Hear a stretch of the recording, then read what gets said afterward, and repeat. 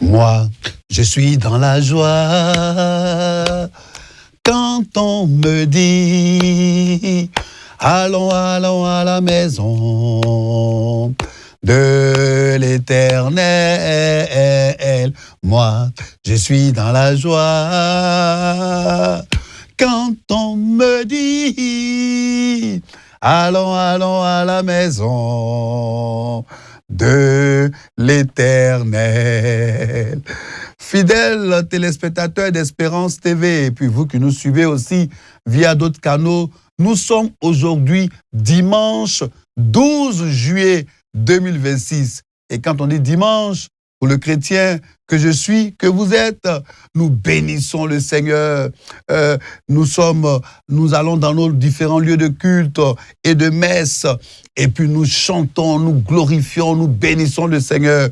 J'espère qu'il en est de même chez vous, j'espère qu'il en est de même où vous vous trouvez.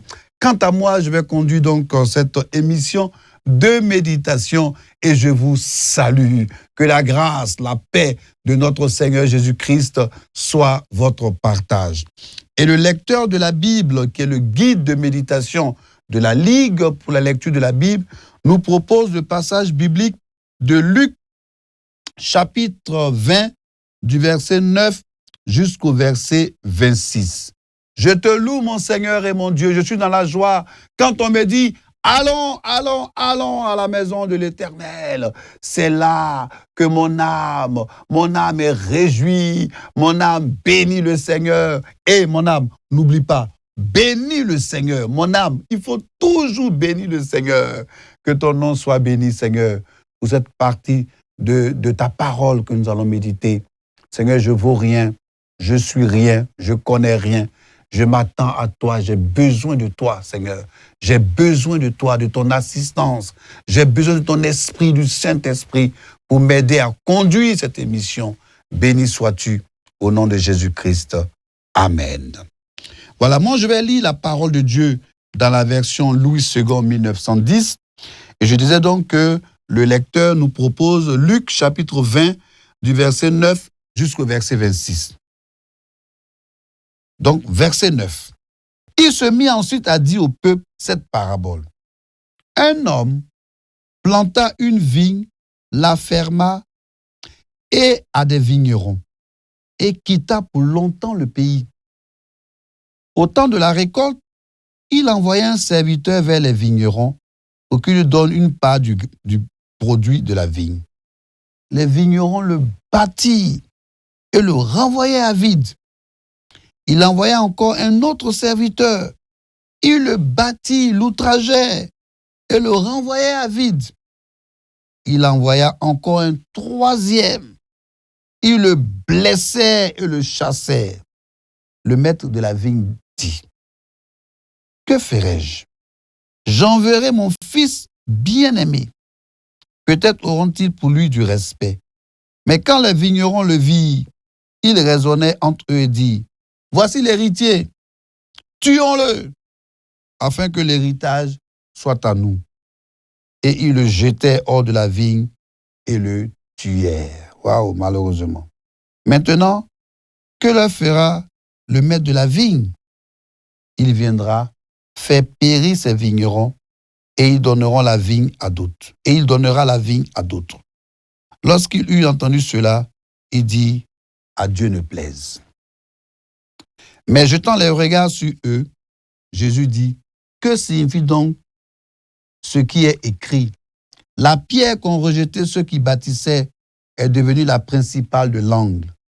Quiconque tombera sur cette pierre s'y brisera, et celui sur qui elle tombera sera écrasé. » Les principaux sacrificateurs et les scribes cherchaient à mettre la main sur lui à l'heure même, mais ils craignirent le peuple. Ils avaient compris que c'était pour eux que Jésus avait dit cette parabole. Verset 20. Ils se mirent à observer Jésus et ils envoyaient des gens qui feignaient d'être justes pour lui tendre des pièges et saisir de lui quelques paroles afin de le livrer aux magistrats et à l'autorité du gouverneur. Ces gens lui posaient des questions. « Maître, nous savons que tu parles et enseignes droitement. et que tu ne regardes pas à l'apparence, mais que tu enseignes la voie de Dieu selon la vérité. Nous est-il permis ou non de payer le tribut à César? Jésus, apercevant leur ruse, leur répondit, montrez-moi un denier. De qui porte-t-il l'effigie et l'inscription? De César, répondit-il. Alors il leur dit, rendez donc à César ce qui est à César et à Dieu ce qui est à Dieu. Verset 26, il ne put rien reprendre dans ses paroles devant le peuple, mais étonné de sa réponse, il gardait le silence. Et moi je vous dis, saluons et acclamons la parole du Seigneur. Ah! Jésus, j'aime ta parole, j'aime ta parole. Je trouve du plaisir à méditer ta parole, j'aime ta parole. Le lecteur de la Bible, qui est le guide de méditation de la Ligue pour la lecture de la Bible, nous pose toujours des questions. Et donc, pour ce dimanche 12 juillet, 3 questions nous sont posées. Question 1, question 3 et question 7. Je voudrais que nous puissions donner comme titre à cette méditation le miroir de nos vies. Le miroir de nos vies. Luc chapitre 20, du verset 9 jusqu'au verset 26, se déroule à Jérusalem, dans le temple, juste avant la passion du Christ. Nous notons l'affrontement direct entre Jésus et les chefs religieux juifs, principaux sacrificateurs, scribes et pharisiens, qui cherchent à piéger Jésus après avoir constaté son autorité. Ils ne doutaient pas de son autorité, mais donc ils voulaient piéger Jésus. Jésus démasque, il met à nu l'hypocrisie de ces chefs religieux à travers la parabole des vignerons. Ce passage donc que nous méditons révèle le rejet du Messie et déjoue magistralement un piège politique concernant le paiement de l'impôt à César. Le tribut, c'est l'impôt à César. Alors, nous allons procéder par découpage. Et le premier mouvement que je vous propose, c'est du verset 9 jusqu'au verset 19. La parabole des vignerons. Voici l'histoire. Un propriétaire plante une vigne. Maman, il a planté son champ, il a fait vigne dedans. Il la loue à des vignerons avant de partir. La Bible dit que pour un long temps. À la récolte, il envoie des serviteurs pour récupérer sa part.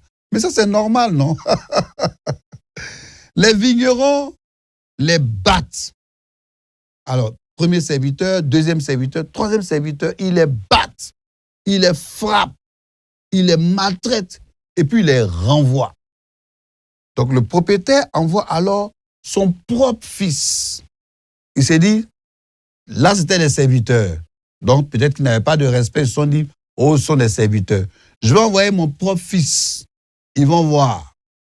Donc, ils pensaient qu'en envoyant son propre fils, ils allaient donc le respecter et puis le fils n'allait pas subir le même sort que les autres. Mais les vignerons, dès qu'ils l'ont vu, ils disent, oh, lui là, c'est l'héritier qui est là. Donc, lui, on ne va même pas le battre. On va le tuer. C'est-à-dire, on va prendre... s'il est mort, il n'y a plus de fils pour prendre l'héritage et l'héritage va nous revenir. Mais que signifie cette parabole? Puisque Jésus a parlé en parabole. Et les paraboles, il y a un enseignement qui découle des paraboles. Alors, que signifie cette parabole? Le propriétaire, si vous prenez des notes, le propriétaire, c'est Dieu. Le propriétaire, c'est Dieu. La vigne, c'est Israël, le peuple de Dieu. Les serviteurs maltraités, ce sont les prophètes, les envoyés de Dieu, les envoyés par Dieu à travers l'histoire. Les vignerons, ce sont les dirigeants religieux. Et le Fils bien-aimé, c'est Jésus-Christ, mon Seigneur, mon roi, mon Seigneur, mon ami, Jésus-Christ. Donc Jésus annonce ainsi le rejet du Messie et le jugement qui s'abattra sur qui? Sur les dirigeants infidèles. La vigne appartient à Dieu. Mais les vignerons veulent s'accaparer les bénéfices et maltraitent les messagers. La vigne, là, c'est pour Dieu. Les vignerons, ils veulent s'accaparer. Les chrétiens, c'est toi à Dieu. Ils ont donné leur vie à Dieu. Donc, quelquefois, on assiste à des situations où il y a des guerres de clans, des guerres non, ça sont mes chrétiens, ça c'est mon périmètre. Non, pourquoi tu as implanté une assemblée ici alors que ça est dans mon périmètre? Waouh! Toi, tu as planté, toi, tu as périmètre. Toi, ta vie, ton sang a coulé à la croix pour quelqu'un. Toi, tu as périmètre. Fais attention. Il faut vraiment faire attention. Ça veut dire que la vigne, là, c'est le champ de Dieu. Donc les vignerons veulent s'accaparer. Face à l'échec des serviteurs, le maître envoie son fils bien-aimé. Il envoie Jésus-Christ. La suite, c'est il est mort à la croix. Son sang a coulé pour nous. Son sang a coulé, ruisselé sur la croix. Son sang a coulé pour nos péchés. Le sang de Jésus a coulé. Le maître envoie son fils, Jésus-Christ, bien-aimé. Il se dit, ils vont le respecter. Bon, malheureusement, ils l'ont tué pour garder l'héritage. C'est l'annonce claire de la venue de Jésus en tant que fils de Dieu. Alors Jésus annonce le jugement. Le maître viendra détruire ses vignerons et puis va confier sa vigne à d'autres. Voilà, l'évangile est arrivé jusqu'à nous. Aujourd'hui, nous sommes serviteurs de Dieu, nous parlons de la part de Dieu, mais nous ne sommes pas d'Israël. Nous sommes d'Israël spirituel. Nous ne venons pas d'Israël. Moi, je viens de la Côte d'Ivoire, mon beau pays. Mais il a confié sa vigne à d'autres. Et je vais citer, Jésus cite Psaume 118, verset 22, se présentant comme la pierre rejetée par les bâtisseurs. Mais heureusement, la pierre est devenue la principale de l'angle. Ceux qui tomberont sur cette pierre s'y briseront et elle écrasera ceux sur qui elle tombera. Cette pierre, un avertissement solennel sur les conséquences du rejet du Messie. Les conséquences du rejet du Messie. Les scribes et les principaux sacrificateurs comprennent que la parabole s'adresse à eux. Ils ont vu dedans. Ils ont bien vu dedans, mais ils savent que c'est à eux, c'est adressé. Ils cherchent alors quoi? À arrêter Jésus. Ils font des complots, des petits coups bas. Mais ce n'est pas aujourd'hui même que ça a commencé, les complots, les coups bas. Ça remonte à longtemps, très longtemps. Les petits coups bas, les croche-pieds. Hein? Jésus, donc, ils savent que ça vient, que Jésus s'adresse, donc ils veulent arrêter Jésus. Mais ils craignent la réaction de la foule. Ils craignent la réaction de la foule qui soutient Jésus. Et le deuxième mouvement, donc, c'est du verset 20 jusqu'au verset donc 26. Alors, du verset 20 jusqu'au verset 26, que j'ai sous-titré « Le piège de l'impôt à César ». Alors, les chefs religieux, ils ont changé de stratégie. Ils ont essayé une première stratégie, ils ont vu que ça n'a pas pris. C'est chaud, hein? On a fait une première stratégie, ça n'a pas pris. Alors, ils essaient une deuxième stratégie. Alors, cette stratégie, elle est politico-politicienne. Voilà. Donc, on va chercher une stratégie. Alors, les chefs religieux donc, changent de stratégie et puis ils envoient des espions pour piéger Jésus dans ses paroles. C'est-à-dire, on va voir qu'est-ce qu'il va dire à partir de sa parole. Et ils vont donc décider de le piéger. Ils cherchent un prétexte. Qu'est-ce qu'ils cherchaient? Un prétexte pour livrer Jésus au gouverneur romain. Il lui pose une question, mais c'est une question flatteuse, mais hautement politique, et puis une question très sensible. Est-il permis ou non de payer le tribut, l'impôt à César? j'imagine leur voix. Est-il permis ou non de payer le tribut, l'impôt à César? Le piège qui se trouve ici, c'est que si Jésus dit oui, il passe pour un collabo. Il va passer pour être un collaborateur des Romains. Et donc, il va perdre tout de suite les faveurs du peuple. Donc, Jésus est pris en deux situations. Si Jésus dit non, on dit voilà. Il refuse qu'on paye l'impôt, donc il est accusé de rébellion politique contre Rome. Il ne veut pas qu'on paye l'impôt, donc c'est un opposant. Jésus allait être taxé d'être opposant politique contre Rome. Comme Jésus les connaît. Mon Seigneur et mon Sauveur, tu les connais. C'est-à-dire, tu les vois physiquement, et puis tu vois derrière eux, c'est-à-dire le cœur, là, tu vois et tu connais. Tu es le créateur de l'univers, donc tu connais. Comme Jésus les connaît, il connaît leurs ruses. Jésus leur demande de lui montrer une pièce. Oh voilà, mon réalisateur ne m'a pas donné une pièce, mais une pièce rapidement. Il dit, trouvez-moi une pièce là, hein, trouvez-moi une pièce rapidement. On lui donne une pièce, et puis il demande, mais dites-moi, cette pièce-là, l'effigie et l'inscription, hein, il y a quoi dessus? Je n'ai pas de pièce, donc je ne pourrais pas matérialiser. Mon réalisateur prochainement va me donner une pièce, et puis je vais matérialiser. Alors, il y a quoi dessus? Ils répondent, c'est de César. Je dis, ah, très bien. Belle réponse. La réponse de Jésus est une leçon magistrale sur la distinction entre les devoirs civiques et les devoirs spirituels. Il ne faut pas mélanger. Hein? Il ne faut pas mélanger. Rendez à César ce qui est à César et à Dieu ce qui est à Dieu. Alléluia! Ah, mon Seigneur et mon roi, Jésus. Donc, en utilisant la monnaie romaine, ils reconnaissent l'autorité de César dans le domaine temporel. Mais l'homme porte l'image de Dieu. Il doit donc sa vie entière et son adoration à son Créateur. Les chefs religieux sont réduits au silence. C'est fini. Hein? Ah, il nous a eu encore. Hein? Ils sont incapables de le prendre à défaut.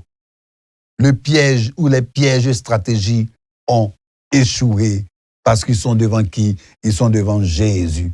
Et toutes les fois qu'ils vont poser des pièges, si on veut te poser des pièges parce qu'on veut tester ta foi, des pièges parce que on sait ton intégrité dans le service, on sait ton intégrité dans le ministère, on veut te faire des pièges, des croche-pieds, on veut utiliser, mais le Seigneur va t'en délivrer au nom de Jésus. Alléluia. Et l'enseignement majeur donc de Luc, chapitre 20, du verset 9 jusqu'au verset 26, c'est la souveraineté absolue de Dieu et le danger de rejeter Jésus-Christ, son Fils.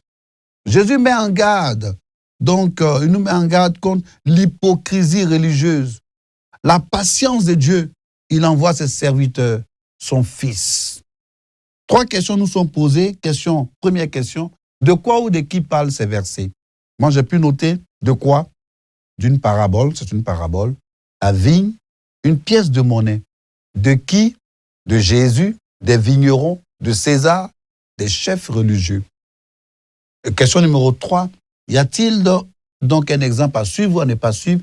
Exemple à suivre, la patience, la persévérance et la grâce de Dieu. Donc, aussi exemple à suivre, la sagesse face à la manipulation. Il y a une manipulation, il faut demander la sagesse de Dieu dans tes réponses. Et puis aussi, rendre à César et à Dieu ce qui leur est dû. Les choses politiques appartiennent aux choses politiques. Les choses de l'État appartiennent aux choses de l'État. Ne mélangeons pas. Hein? Quelquefois, nous mélangeons les choses. Non, ne mélangeons pas les choses. Il faut pouvoir rendre à César ce qui est à César. Nous sommes en plein dans la Coupe du Monde de football. Quelquefois, il nous est arrivé d'avoir des réunions de prière, des réunions à l'église. Mais comme peut-être notre pays est engagé, notre club est engagé, mais non, on ne va pas à l'église ce jour-là. Non, le temple est vide. Rendons. Ça c'est des jeux, c'est du sport. Attention, ne mélangeons pas les choses, s'il vous plaît. Ne mélangeons pas les choses. Et exemple à ne pas suivre, je vous déconseille fortement le rejet de l'autorité et des prophètes, l'orgueil spirituel et le refus d'accepter le bien-aimé Fils de Dieu, donc Jésus-Christ, l'hypocrisie et la flatterie. Et la question 7, quelle vérité Dieu me révèle-t-il? Dieu me révèle deux vérités fondamentales. La patience et la justice de Dieu, l'identité de Jésus. Donc du verset 9 jusqu'au verset 19. Les devoirs civiques, la souveraineté suprême de Dieu, du verset 20 jusqu'au verset 26. Et donc, à ce stade, je voudrais qu'on puisse lire le commentaire du lecteur de la Bible de ce dimanche, où là, il est long, ce commentaire. Le commentaire de ce dimanche 12 juillet 2026. Je vais le lire. Vous savez pourquoi je le lis? Parce que c'est le commentaire de notre frère, hein, qui a aussi été président, le président Amos Boni. Décidément, je suis programmé les jours présidentiels, voilà. Des anciens présidents de la Ligue pour la lecture de la Bible de Côte d'Ivoire, le président Amos Boni, que j'appelle aussi tonton. Tonton Amos, c'est ton petit coudou. Voilà, je te salue. Et que dit le président Amos Boni? Est-il mauvais de confier des responsabilités à des collaborateurs? Assurément non. La seule chose qui leur est demandée est celle d'être prêt à rendre compte de leur mandat à tout moment. La parabole des vignerons est malheureusement la parfaite illustration de nos vies, très souvent menées sans repère ni objectif clair. Malgré les résultats catastrophiques enregistrés à cause de notre refus maladif d'assumer correctement les responsabilités liées aux charges, beaucoup de nos gouvernants, que ce soit au niveau de l'État, des églises ou des associations, piétinent les règles élémentaires de la bonne gouvernance et de la redevabilité. Ils chantent encore et encore le cantique de la légèreté, du gaspillage, de l'insouciance, assurés que rien ne peut leur arriver. Rassure-toi de ne pas être du nombre. Nos vignerons sont dans cette logique que le Seigneur fustige, celle du vol et de l'expropriation. Ils se permettent tout, maltraitance, barbarie, outrage contre les envoyés et pour finir, le meurtre du fils de leur maître, pourtant reconnu comme l'héritier. Ils veulent tout l'héritage pour eux seuls, eux qui ne sont que de simples gestionnaires. Sommes-nous si différents dans la gestion de nos vies? Sachons-le, tout dérapage en matière de gestion des biens expose les fautifs à la punition aux conséquences fâcheuses. Le Seigneur déjoue de manière magistrale le piège que lui ont tendu ses adversaires.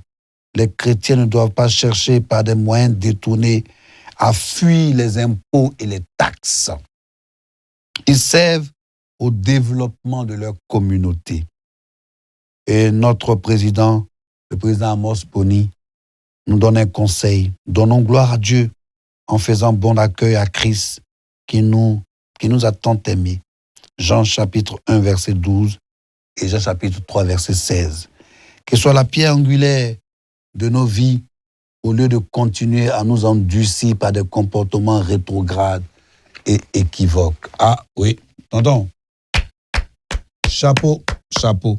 En tout cas, je vous demande chaque fois de prier pour les rédacteurs, vous voyez, ça c'est un résultat, mais franchement, chapeau, que Dieu te bénisse, le président Amos Boni.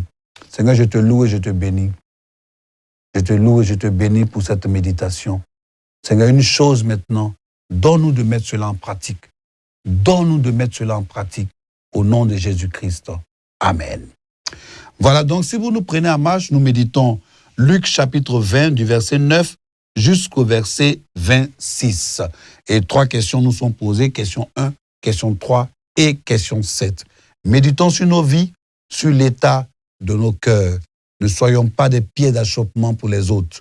Voilà, je voudrais aussi annoncer qu'en ce moment, nos enfants sont au camp de la Ligue de la lecture de la Bible. Ce camp a commencé donc depuis le 6 juillet jusqu'au 19 juillet. Nous sommes aujourd'hui le 12 juillet. Donc, ils sont en plein camp et ils sont en train d'apprendre, n'est-ce pas, ils sont en train d'apprendre toutes les 4 évangiles. Les 4 évangiles. Voilà, donc ils sont certainement en train de lire aussi notre texte de méditation. Et donc, juste après eux, du 24 juillet au 3 août, se tiendra le camp biblique des jeunes à l'Institut pastoral des Assemblées de Dieu à Bengourou. Et le public concerné, c'est donc nos enfants de 15 ans et plus. Il faudra payer que juste 50 000 francs. Ils vont au programme évangélisation, lecture intégrale du Nouveau Testament, découverte, jeux, enseignement, méditation. Voilà donc 2 numéros que je vous laisse pour vite inscrire vos jeunes, vos enfants. 05 05 18 10 16 07 57 88 15 45. Voilà, je voudrais terminer par dire félicitations à tous nos enfants qui ont eu le bac. Voilà, c'était lundi dernier, hein. Lundi 6 juillet, ils ont sauté partout, c'était la fête partout. Je vais dire félicitations à ma fille Kakou, Grâce. Voilà, la fille de Naomi et de Georges qui a eu son bac avec mention. Voilà, que le Seigneur te bénisse, chère Grâce. À demain pour une autre méditation. Jésus t'aime, Jésus vous aime. Donne ta vie à Jésus. Jésus t'aime et donne ta vie à Jésus. Quant à moi, je vous dis Shalom.